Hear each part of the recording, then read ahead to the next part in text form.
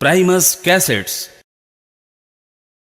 राजा ने जब निहारी है सब तन की खबर बिसारी है।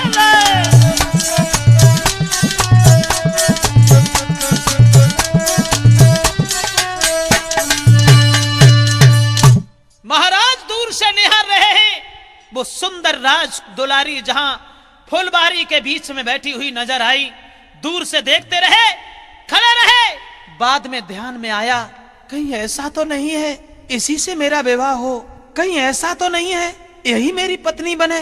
और अगर मैंने इससे कुछ कहा, लेकिन एक बात का ध्यान और रखना, एक कवि कह रहा है, महाराज को ध्यान भी नहीं रहा उसके सौंदर्य को निहार करके कि हम खड़े कहाँ हैं। जिस समय देखती हैं गंगा जी समझ गईं, जो झाड़ियों में छुपी ही बैठी थीं, और उन्होंने इशारा करने के बाद जहाँ महाराज बिल्कुल भूले से खड़े हुए थे, उन्हें अपने करीब बुलाया और कहा इधर आ जाइए।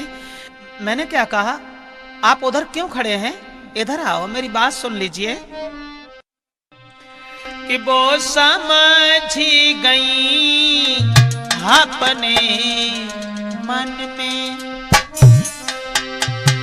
झटली ने पास बुलाई है।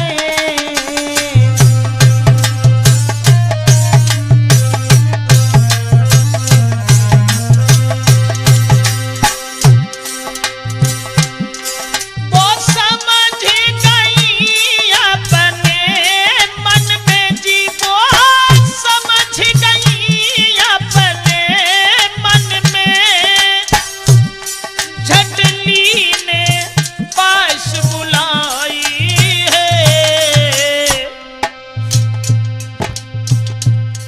क्या चिंता मन में लगी भई, मुझसे सत्य कहो समझाई है।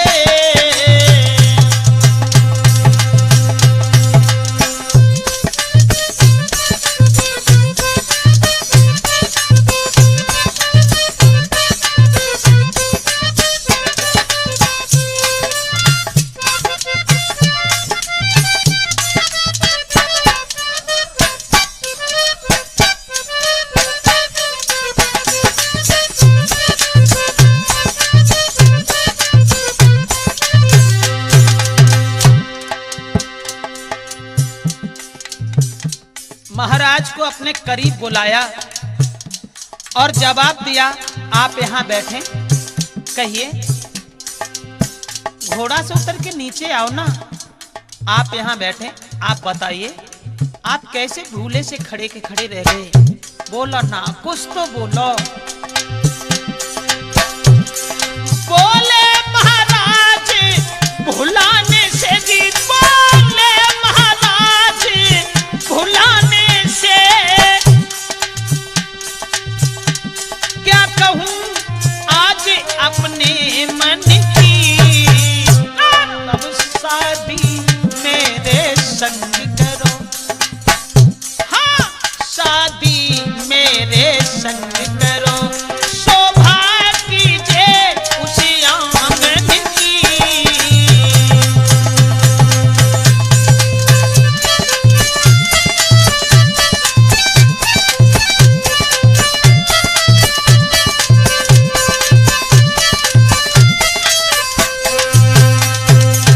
जिस समय गंगा ने अपने करीब बुलाया और जवाब दिया, इधर आ जाइए, कहिए क्या बात है, आप कैसे खड़े के खड़े रह गए। शांतनु घोड़ा से उतर के नीचे आए और जवाब दिया, हे देवी माफ करना, तुम्हें निहार करके हम सब कुछ भूल गए और हम तुमसे प्यार की भीख मांगते हैं, तुम मुझसे गंधर्व विवाह कर लो। किसे कहते हैं गंधर्व विवाह? गंधर्व विवाह कहते हैं जिसे आजकल कहते हैं लव मैरिज। जवाब दिया, तुम मुझसे गंधर्व विवाह कर लो और मैं तुम्हारे बिना जी नहीं पाऊंगा, मैं तुमसे शादी करना चाहता हूँ, माफ कीजिए। बोले हैं महाराज प्रतीक के पुत्र शांतनु कि मेरे संग में मेरे घर में तुम रहो, ये सीख हमारी है।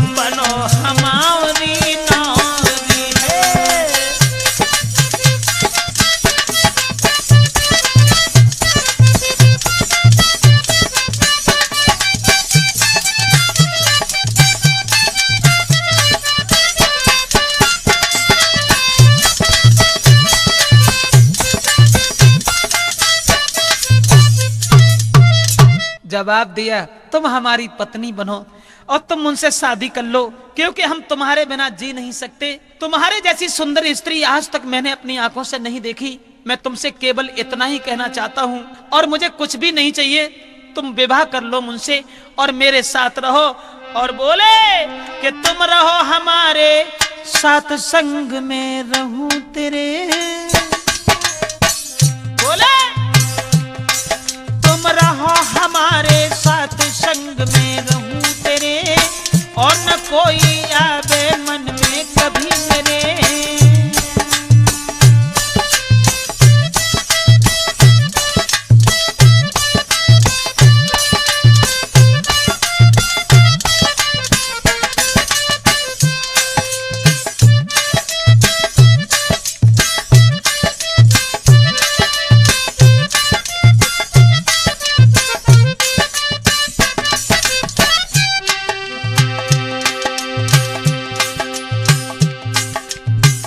जवाब दिया, आप हमारे साथ रहें और हमें कुछ भी नहीं चाहिए, कुछ भी नहीं चाहिए।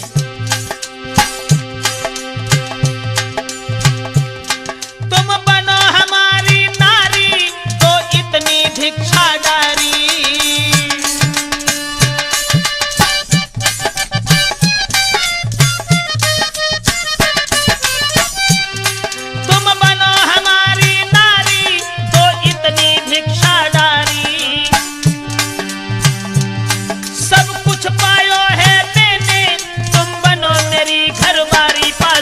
खड़ा तेरे और न कोई आवे मन में कभी मेरे।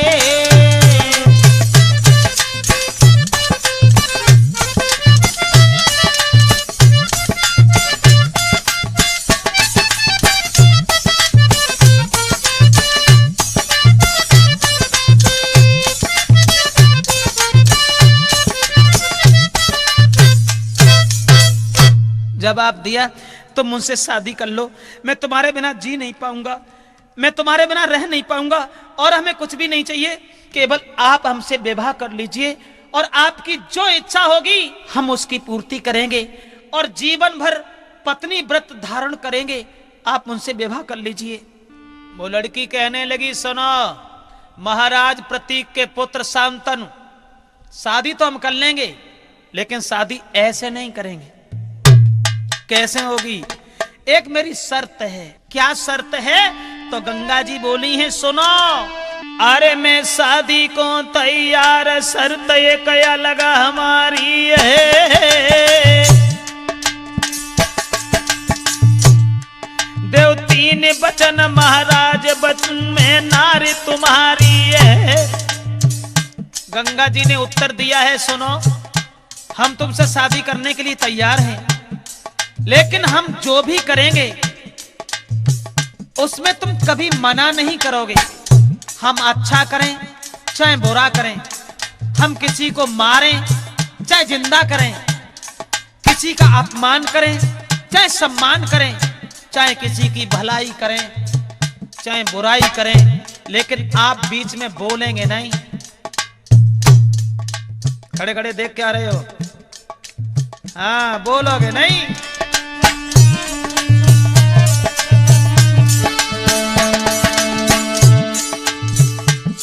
हम शादी को तैयार, शर्त एक अलग हमारी है। जो तीन वचन महाराज बनूं मैं, नारी तुम्हारी है। ना करूंगी जो भी मैं घर में, और अच्छो बुरो जो करे कहोगे नाय कछुआंगन में।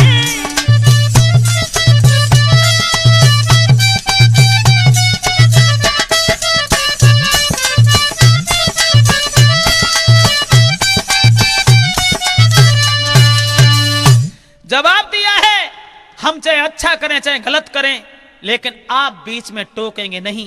और अगर तुमने बीच में टोक दिया, मैं उसी दिन तुम्हें छोड़ करके सदा सदा के लिए इस संसार से चली जाऊंगी और मैं बाद में तुम्हें कभी जीवन में दर्शन नहीं देंगे। महाराज प्यार में इतने अंधे हो गए, उस सूरत पे इतने बलिहार हो गए कि सब कुछ भूल गए। जवाब दिया, ठीक है मुझे मंजूर है, मुझे मंजूर है। तुम जो कहोगी हम उसके पीछे रहेंगे, तुम जो करोगी बस वही हम करेंगे, लेकिन तुम केवल मुझसे शादी कर लो, क्योंकि तुम बिना नहीं जी पाऊंगो रे, नहीं घर में भोजन खाऊंगो रे।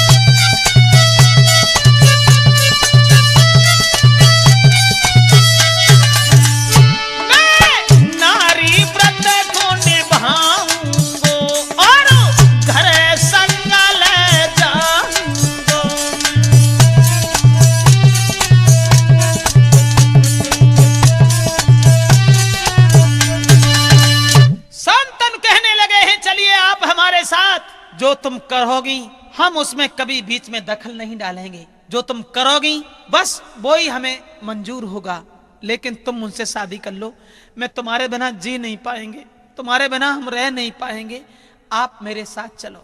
हुआ ऐसा, वन में शांतनु के साथ में गंगा जी का गंधर्व विवाह हुआ। गंधर्व विवाह का मतलब होता है प्यार में शादी, लव मैरिज। हुआ ऐसा, बाद में बोले हैं शांतनु चलो हमारे साथ में, अरे हर बात हमें मंजूर है, तुमसे दूरी रहो ना जाई, और जो कुछ तुम कुछ कहो रे के वो ही संग समाई। आप जो कुछ कहेंगी उसी में हम साथ देंगे आपका। और बोले हैं शांतनु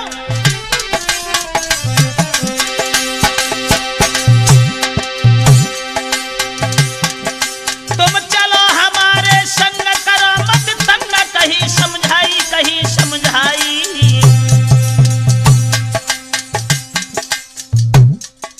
फिर हंसी खुशी से ले गए संग बुलाए, हाय हंसी खुशी से ले गए संग बुलाए।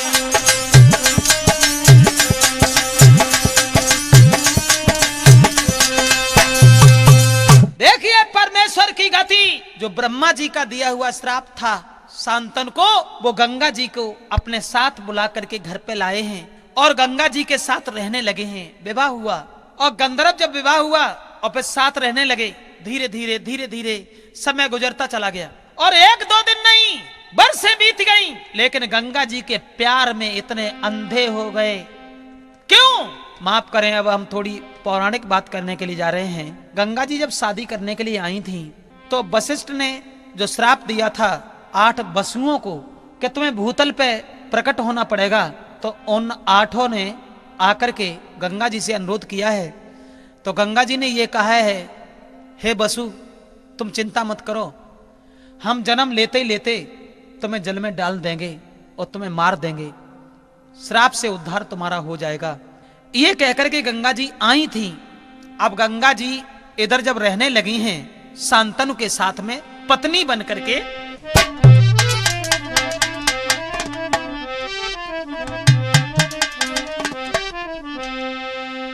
अरे कर गंगा से प्यार रे आंगन में समय बितायो,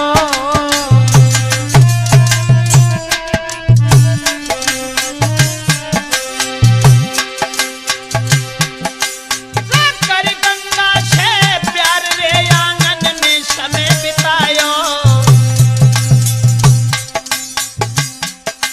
अब गंगा जी ने महल में के बेटा एक जियायो।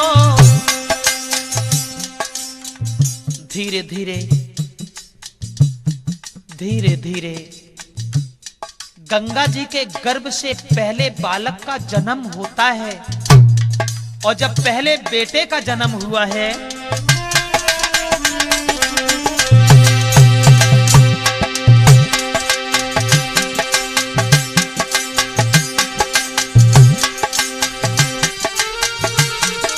महाराज भूप को बढ़ गई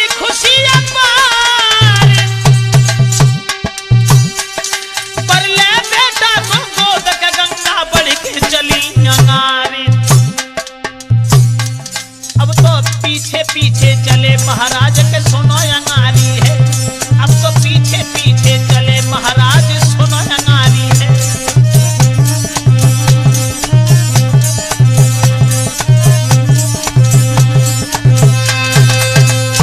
देखिए परमेश्वर की गति।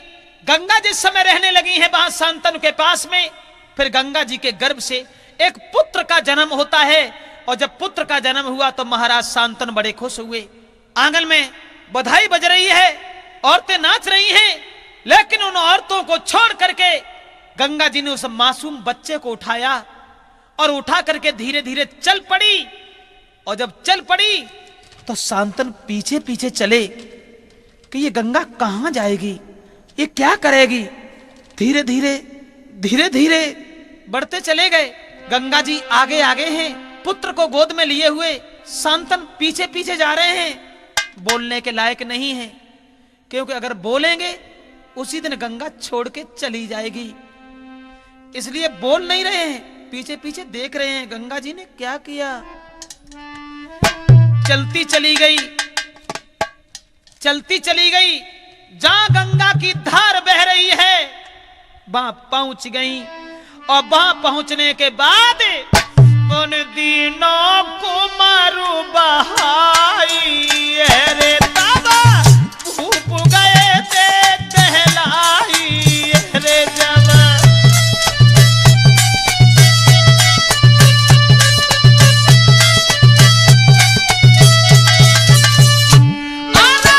दिनों को मारू बहाई है।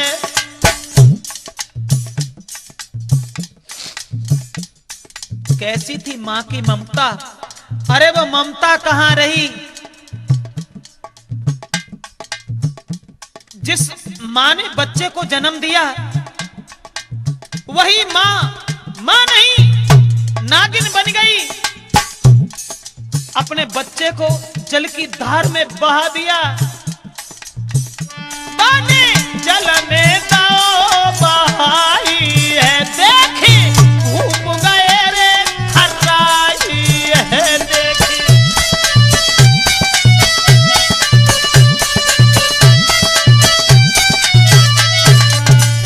जाए एक दया नाई आई है, हाय कैसी बेटा की माई है जाए।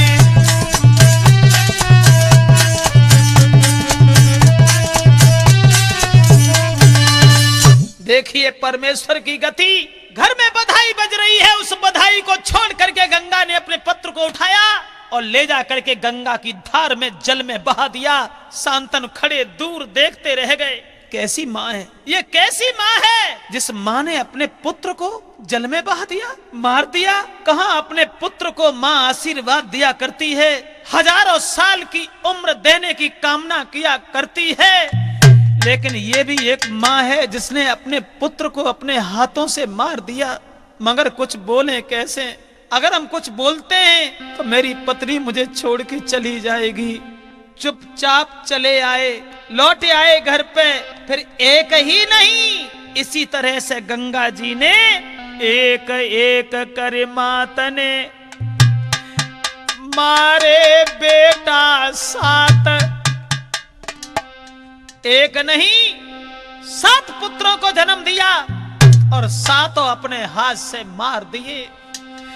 एक एक कर मात ने मारे बेटा 7, फिर भी शांतनु भूप ने छोड़ो नहीं साथ। वे औरत के प्यार में इतने पागल थे कि वो कुछ भी नहीं बोल सके। विधि का विधान कुछ और बना। 7 बेटा मार दिए और जब 7 पुत्रों को मार दिया, अंत में 8वें पुत्र का नंबर आया। तो महाभारत में जो हमें प्रमाण मिला, आइए गौर करते हैं।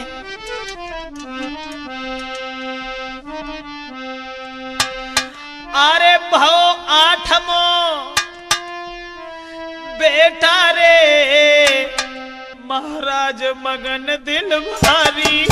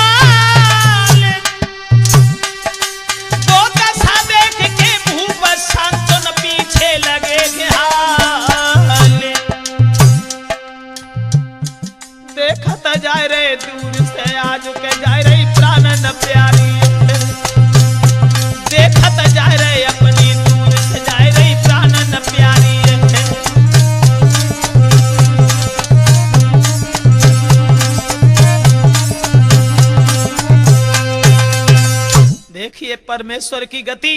8वां पुत्र जिस समय पैदा हुआ है, बुद्धव नाम का बसु जब 8वें पुत्र के रूप में आता है, गंगा ने उस पुत्र को भी उठाया। जो 7 पुत्र बहा दिए थे उसी तरह से लेकर के चल पड़ी। शांतनु पीछे पीछे चले, कुछ नहीं बोले, रोते हुए जा रहे हैं। औरत के प्यार में इतने अंधे थे जो कुछ बोल नहीं सके। लेकिन गंगा जी ने जिस समय उस पुत्र को जल में डुबोना चाहा, शांतनु कहने लगे, ठहरो। अरे कैसी है तू माँ। माँ अपनी संतान के पीछे सर्वस्व न्यौछावर कर देती है। माँ अपने पुत्र के पीछे जान तक देने के लिए तैयार हो जाती है। मगर कैसी है तू माँ जो एक माँ होने के बाद भी अपने पुत्र की जान ले लेती है। क्योंकि मैं तुम्हारे वचनों से घिरा हुआ हूँ, इसलिए बोल नहीं पाता हूँ। 7 पुत्र तुमने अपने मार दिए, केवल मुझे एक सवाल का उत्तर दे दो गंगा, केवल एक सवाल का उत्तर दे दो। तू कैसी निर्दयी बात, और तेरे दया न दिल में आई रे।